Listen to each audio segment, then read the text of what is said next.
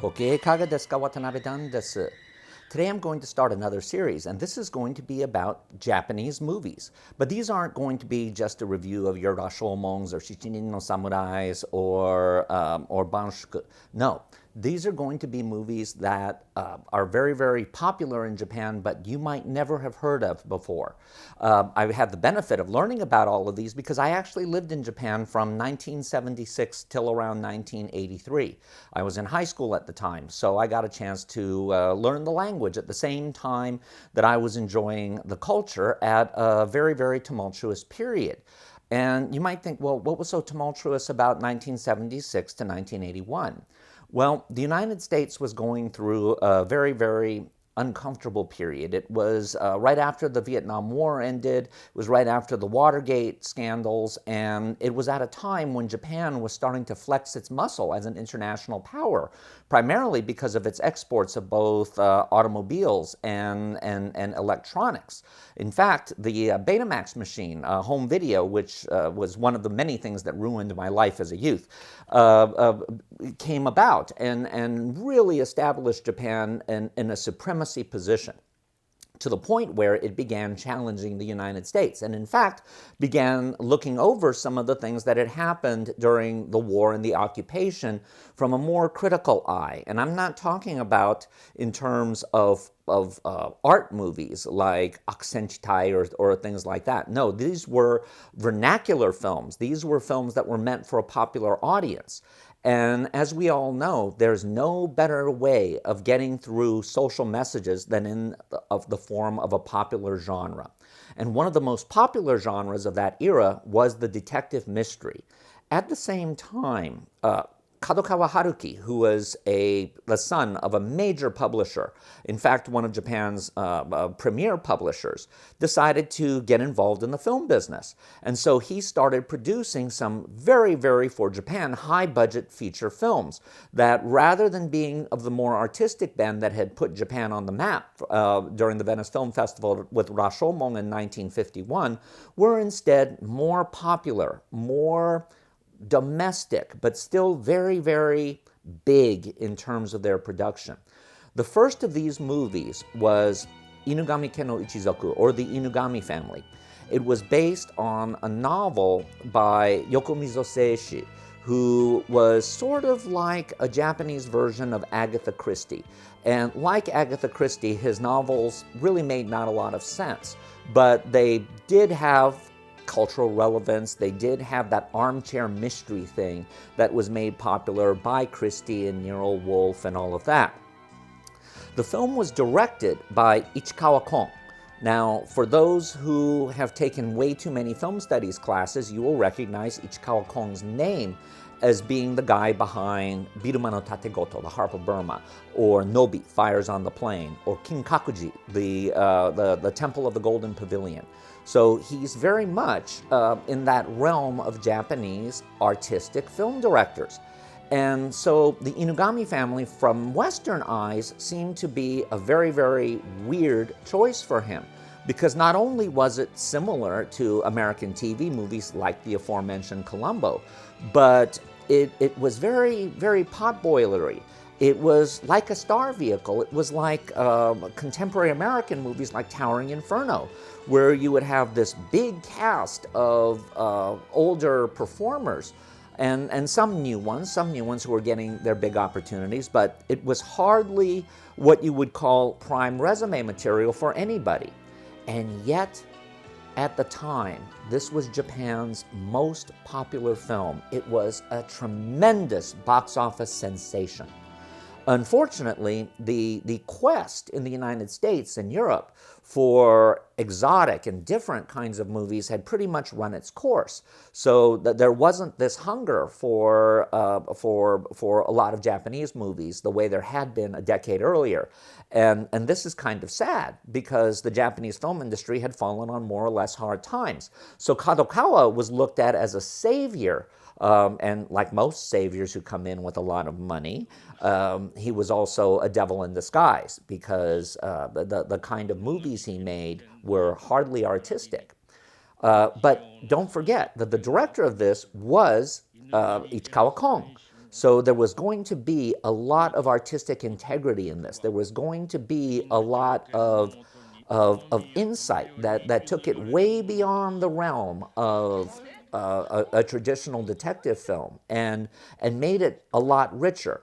The most accurate comparison in terms of American films or Western films was Murder on the Orient Express, which was similarly filled with older performers. But here's where Inugami no Ichizoku was a little bit different. Here's where it provided a level of interest that went beyond the Christie story. The novel is all about this very, very rich Japanese zaibatsu, a conglomerate of a a pharmaceutical company. And it was founded by the most unlikely person, especially because Japan is known as being very much a caste society. And this guy had been an orphan who had been discovered or left in front of a temple, and a monk had raised him. And he had gone on to be an entrepreneur and had founded this pharmaceutical company. And that's where some of the conflict begins, because as a pharmaceutical company from a country that was coming into the Western world or making its first forays, it was also a company that became successful because of rather scandalous behavior. In fact, the very title of the movie gives a hint to that. Now, remember, Japanese culture is thousands of years old, and so during that thousands of years, it had plenty of opportunity to come up with very, very, shall we say, interesting ways of making life difficult for people who wanted to just be literate. And one of them was in the way that sometimes you would put different characters together to not only mean what the characters meant literally, but also figuratively. For example, Inugami. Inu, the first of the two characters, means dog. Gami, the second word, means God. Now, you put them both together, and what does Inugami mean? It doesn't mean merely dog god. It means someone who is elevated, but is also, well, to use a brutal term about it, a piece of shit. And that's what the Inugami family is. They have the money, they have the house, they have everything that makes them look grandiose and worthy of respect, but they are not a respectable family. In fact, Sahe Inugami, the guy who was the patriarch of all of this, had perhaps gotten to where he was not only by shall we say, being a drug dealer of morphine and during the war years, but had also gotten there by being rather abusive and sleeping with all of the wrong people. And had in fact had 3 daughters, no sons. So here was a problem of inheritance. And the 3 daughters were all from 3 different women, all of whom are very resentful of the fact that he had in turn fallen in love with a commoner, someone on the outside, and had another child by her. And in fact, when he dies, which is what sets this whole thing going, that girl is given the keys to the kingdom. She gets the inheritance to everything on the condition she marries one of the 3 other sons. Now, this was not known as being an incestuous relationship right away. In fact, it seems as if she just happens to be the daughter of one of his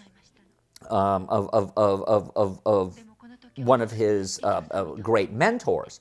So there's a lot of scandal that's involved in the fact that he's giving her all of this and not any of the other people. This, of course, in traditional Agatha Christie fashion, is going to start leading to murders, because each of the 3 remaining brothers now is in a race to see who can marry this girl. And they are helped along in this by their mothers. Now, the problem with these 3 guys is that they're all inadequate losers. And the one who seems the most likely, in fact, is the son Skekio, who happens to be the son of the eldest daughter. And in Japan, birth order is very important. So even though she's not a son, she's the one who kind of controls the family. And she's determined that he be the one to marry. But there's a problem. Skekio, her son, was in the war and had his face blown off. So he's walking around with a mask. This hardly makes him a romantic figure. And yet, there's also a hint that because his face was blown off, because there's no way to really prove his identity, that maybe it's not Skekio. And yet, the greed in the family is such that the mother is determined that he get the prize no matter what, and hence begins a series of murders.